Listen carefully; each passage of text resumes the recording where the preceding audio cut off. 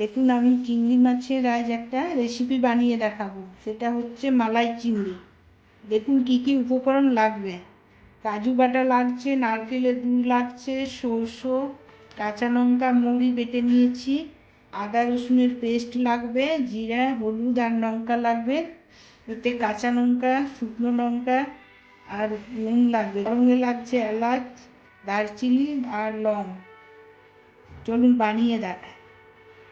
দেখুন, সরষের তেলে আমি মাছগুলো ভেজে নেব। দেখুন, হালকা ভাজতে হবে, বেশি ভাজা দরকার নেই।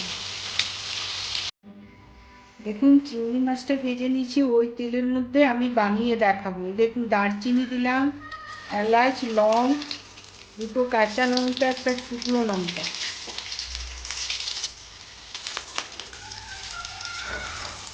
এতে পেস্টগুলো দিলাম, আদা রসুন পেঁয়াজ।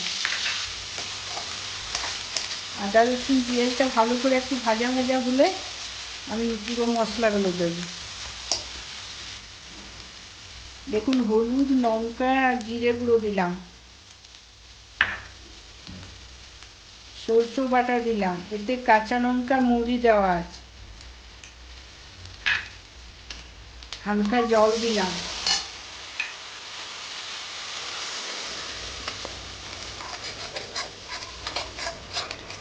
ভালো করে নেড়ে নারকেলের দুধটা দেবো, কাজু বাটাটা দেবো, নুনটা দিলাম,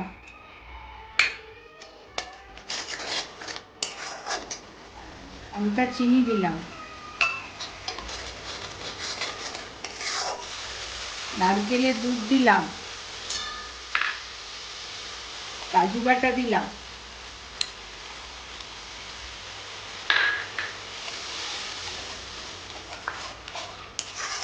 ভালো করে নেড়ে আর হালকা জল দেবো।